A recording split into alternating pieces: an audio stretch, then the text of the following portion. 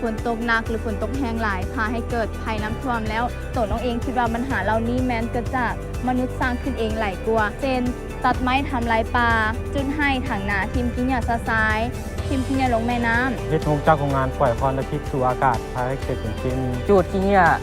เฮ็ดให้พวกปลาไม่ต้องทำลายไปน้ำเฮ็ดให้โลกของเฮาร้อนเฮ็ดให้ดินฟ้าอากาศเปลี่ยนแปลงสิ่งที่มีชีวิตบ่มีบอนอยู่อาศัยเพราะว่าขี้เหงื่อไปอุดตันเฮ็ดให้น้ำท่วม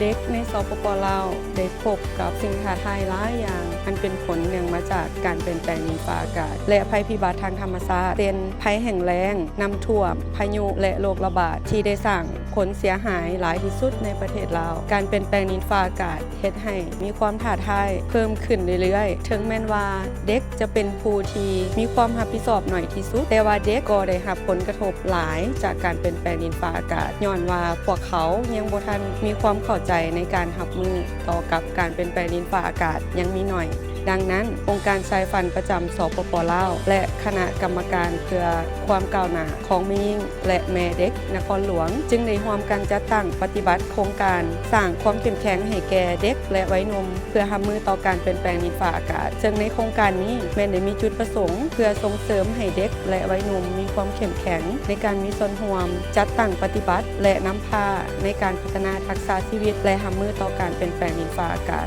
นอกจากนั้นก็ยังได้เสริมสร้างความเข้มแข็งทางด้านการพัฒนาทักษะชีวิตการปลูกจิตสำนึกเกี่ยวกับการเปลี่ยนแปลงดินฟ้าอากาศและรักษาความสะอาดในโรงเรียนชุมชนพร้อมกันนั้นก็ยังส่งเสริมโครงการรีไซเคิลตัวเมืองแบบยืนยงในโรงเรียนและชุมชนก่อนที่เฮาบ่ทันได้เข้าโครงการเนาะโรงเรียนของพวกเฮาก็ได้รับการคัดแยกขี้เหงื่อภายในโรงเรียนแต่ว่าในการคัดแยกขี้เหงื่อแม่นบ่ทันได้จริงจังแล้วก็บ่ลงลึกในเวียกงานดังกล่าวอยู่ในบริเวณเดินโรงเรียนของพวกเฮายังเปื้อนและมีขี้เหงื่อที่นักเรียนเอาไปทิ่มปะปนกันโรงเรียนของน้องบ่ฮู้จักการแยกขี้เหงื่อที่ดีพอบ่ค่อยใส่ใจเรื่องกับการแยกขี้เหงื่อปานใดและก็ตอนแรกๆมันสิรู้สึกว่าแบบห้องซาทรายมันมีกลิ่นเหม็นนะหลังจากเข้าโครงการแล้วครูอาจารย์ของพวกเขาก็ได้ผ่านการฝึกอบรมและมาบอกต่อน้องนักเรียนจากนั้นก็ได้มีการปฏิบัติตัวจริงไปพร้อมๆกันเป็นต้นแม่นการคิดคัดแยกขี้เหงื่อหลายประเภทเฮ็ดให้ขี้เหงื่อของโรงเรียนพวกเขาเป็นระบบระเบียบตั้งแต่น้องได้มาเข้าโครงการนี้น้องได้นำพาหมู่เพื่อนทุกคนพยายามแยกขี้เหงื่อและขึ้นและพยายามแยกขี้เหงื่อแยกทุกน้ำเอาไปขายให้อาจารย์ได้หลายขึ้นในทุกอาทิตย์จากที่1โลก็กลายเป็น2โล3โล4โล5โลเพิ่มขึ้นเรื่อยๆประมาณนี้และโรงเรียนก็เริ่มสะอาดขึ้นอยู่ในห้องก็บ่ค่อยมีขี้เหงื่อคือแต่ก่อน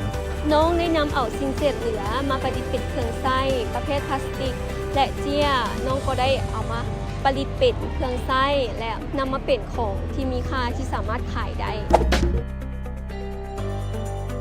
ถ้าว่าสิ้นสุดโครงการแมนพวกเขาก็จะนำเกี่ยวกับการคัดแยกขี้เหงื่อต่อไปเพราะว่ามันเป็นผลดีให้แก่โรงเรียนของพวกเขาโดยสำหรับน้องแมนจะแนะนำให้คนรุ่นใหม่ได้รู้จักการแยกขี้เหงื่อและประเภทของขี้เหงื่อก่อนว่าขี้เหงื่อประเภทใดสามารถทิ่มได้และประเภทใดบ่สามารถทิ่มได้